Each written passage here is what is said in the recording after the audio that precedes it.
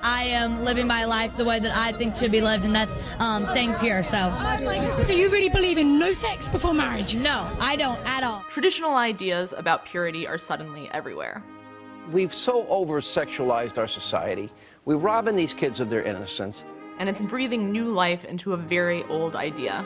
And so I want to talk to you today about pursuing the mission of purity. Purity rings? Purity, yes. Purity, okay, let's talk about that. Yes, I am a virgin. I just want to wait for that special someone. Women are still led to believe that our moral compass lies somewhere between our legs, literally. Each year, thousands of purity balls, where young girls pledge their virginity to their fathers, are held across almost every state in the country. I just want to say thank you for making this event, the father-daughter purity ball, a lifestyle and an everyday thing. Politicians increasingly extol the virtues of abstinence and virginity. We want to see kids wait before they start having babies and sex. And all told, American taxpayers shell out about $50 million a year on abstinence-only education in our schools, almost $500 million since 1996. There is no such thing as safe sex. This girl's gonna end up sterile or dead.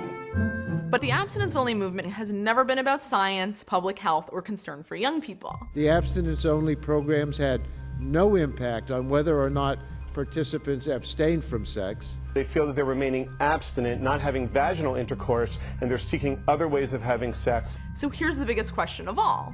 What is it about virginity that's so politically useful to the conservative movement? It is pressed that a man marry a virgin. Young man, if you're dating a woman who boasts of being a feminist, who uses every four-letter word in the Marine Corps manual, who wants no children, who wants to drag you around like a dog on the end of a rope, run!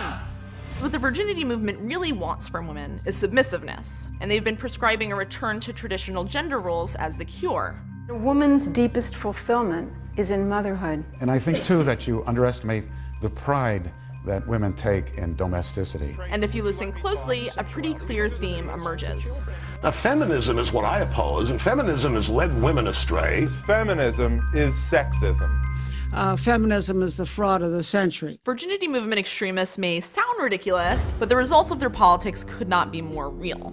Planned Parenthood does 330,000, more than 300,000 abortions each and every year. It is child abuse. And I shall be looking for ways to unfund every other entity like them that promotes abortion or provides abortion. Planned Parenthood is invested in promiscuity. This is a full-on virginity movement, actively working to roll back women's rights using the purity myth to do it. Jessica, you call it a myth, the purity myth. What do you mean? What do you mean? The purity myth is the lie that women's sexuality has some bearing on who we are and how good we are. Because really, I think that we all know that young women are so much more than whether or not they have sex. Right. We really should be teaching our daughters that their ability to be good people is based on their intelligence, their compassion, their kindness, not what they do with their bodies.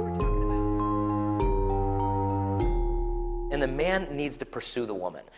Some people think, oh, that's just sexist. That's all these antiquated ideas and gender stereotyping.